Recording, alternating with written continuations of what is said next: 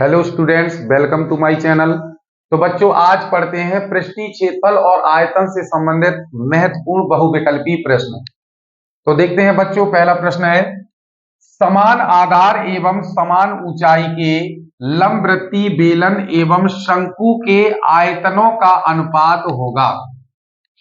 तो बच्चों, पहले क्वेश्चन को फिर क्लियर करते हैं। समान आधार एवं समान ऊंचाई के लंबवृत्तीय बेलन और शंकु के आयतनों का अनुपात क्या होगा। तो बच्चों, करना क्या, विकल्प दिया है 1:3 पहला, दूसरा विकल्प है 3:1, तीसरा विकल्प है 5:3 और चौथा विकल्प है बच्चों 3:4। तो जैसा कि यहां पर देखिए बच्चों, मैंने चित्र बना दिए हैं। चित्र से स्पष्ट है समान ऊंचाई की, जैसा कि क्वेश्चन में क्लियर किया गया है, तो इनकी ऊंचाइयां समान है, इसलिए मैंने इसको एक ही संकेत H से प्रदर्शित कर दिया। इसके बाद समान आधार। समान आधार का मतलब होता है जो वृत्तीय आधार है ये समान है। और बच्चों, जब वृत्तीय आधार समान होते हैं तो त्रिज्या व्यास सब कुछ समान होता है। ठीक है, तो हमने इनकी डायरेक्ट त्रिज्याओं को ले लिया है, तो दोनों की त्रिज्याओं को हमने R से प्रदर्शित कर लिया। तो बच्चों अब देखते हैं इसमें।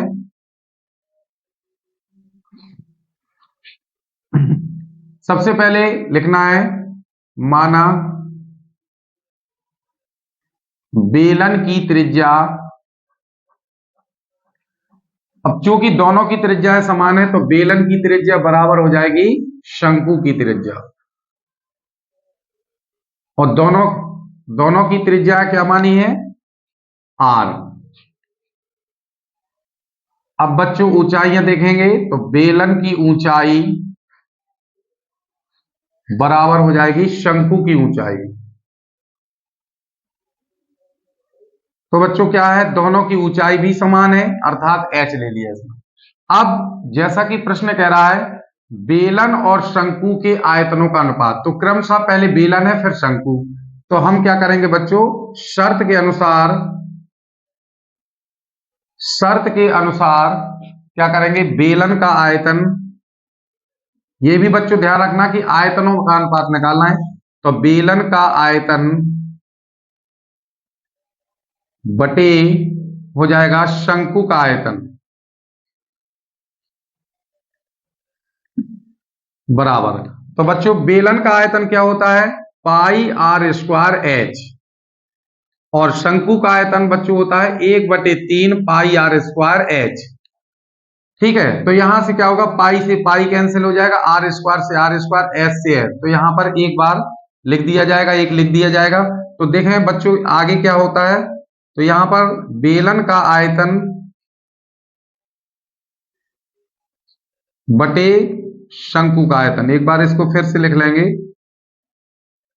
और बराबर में, अब बच्चों क्या है, यहाँ 1 है ना, और यहां पर है 1/3, तो ये भिन्न पलट जाएगी तो हो जाएगा 3/1। ठीक है, तो इस प्रकार से हम कह सकते हैं कि बेलन का आयतन अनुपाते शंकु का आयतन बराबर हो जाएगा बच्चों 3:1। तो देखते हैं कौन सा विकल्प सही है इसमें। तो बच्चों इसमें दूसरा विकल्प बिल्कुल सही है। तो देखते हैं बच्चों अगला प्रश्न है, एक गोले व घन की ऊंचाइयां एक समान हो तो उनके आयतनों का अनुपात होगा। तो बच्चों ध्यान देना है, गोले की बात और घन की बात कही गई है। ठीक है, तो गोला क्या है, घन क्या है, सभी बच्चे जानते हैं। इनकी ऊंचाइयां एक समान है, तो बच्चों इनको क्या करते हैं, थोड़ा चित्र से स्पष्ट करते हैं। तो घन के हम एक पृष्ठ को खींचते हैं, मान लो ये घन का कोई एक पृष्ठ है, क्योंकि घन के सभी पृष्ठ समान होते हैं। ठीक है, जैसा कि आप पिछले वीडियो में पढ़ चुके हैं। ठीक है, तो घन के सभी पृष्ठ जो है समान होते हैं, वर्गाकार होते हैं, अर्थात इनकी सभी कोरें भी समान होती हैं। ठीक है, और एक बना लेते हैं गोला जो कि इसी ऊंचाई का है। ठीक है, तो इस प्रकार से हमने एक गोला खींच लिया। तो अब यहां बच्चों क्या करना है, तो इसकी घन की कोर को A मान लेते हैं, यहां पर घन की कोर को A मान लेते हैं। ठीक है, तो ये सभी कोरें समान हो जाएंगी। ठीक,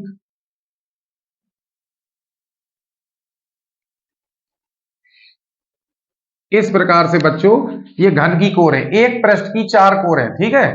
तो ये चारों कोरें हो गई जो कि समान है। और चूंकि बच्चों इसमें हम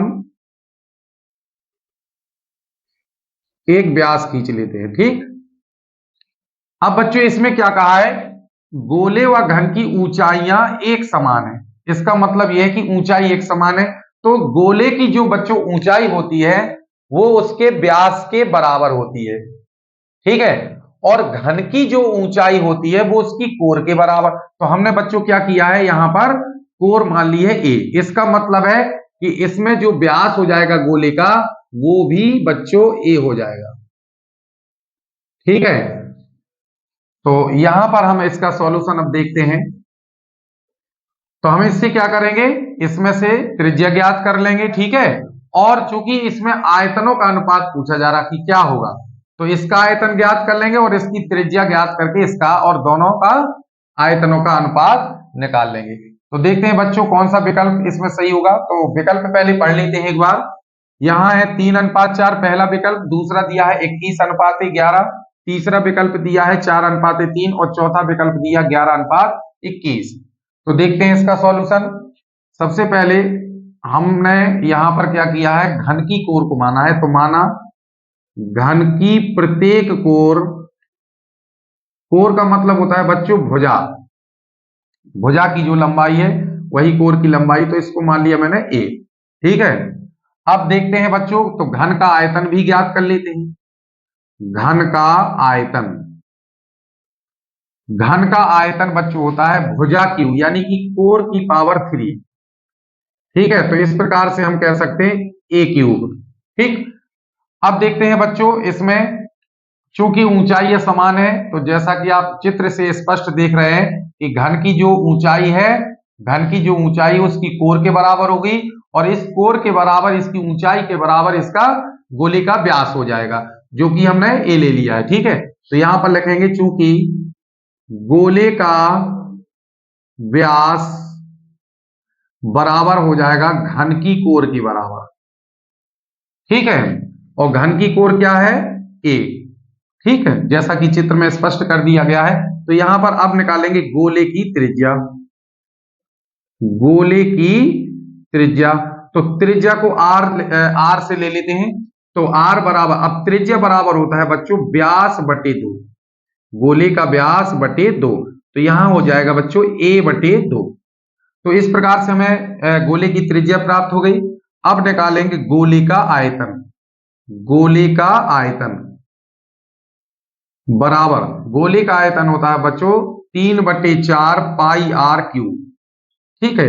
अब यहां पर आर की वैल्यू को रख देंगे। तो आर की वैल्यू आ गई है कितना, ए बटे 2। तो यहां आर के स्थान पर ए बटे 2 रख के इसका घन लगा देंगे। तो बच्चों यहां पाई का मान रख लेंगे 22/7 गुणे, यहां पर इसको खोलेंगे तो हो जाएगा ए क्यूब बटे 8। अब यहां पर क्या करेंगे, इसको 4 से काट देंगे, 4 दूनी 8 और 2 से इसको काट लेंगे, कितना हो जाएगा बच्चों, 2 से ये 11। तो इसका जो सॉल्यूशन है यहीं पर देख लेते हैं। तो ये हो जाएगा 11 और 3 और 7 का गुणनफल हो जाएगा कितना बच्चों, 21।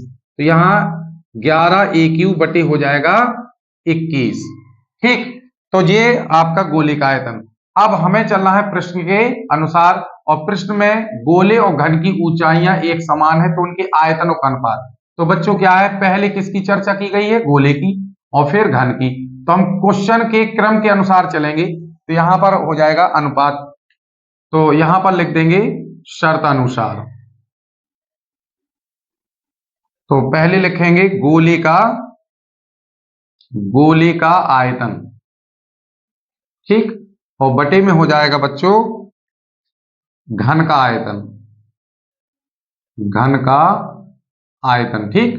तो यहां पर बच्चों क्या हो जाएगा, गोले का आयतन ज्ञात किया है हम लोगों ने 11 ए क्यूब बटे कितना 21, और यहां पर हाँ गोले का हो गया है। अब इसके बाद घन का जो आयतन है इसकी वैल्यू कितना आई है, ए क्यूब।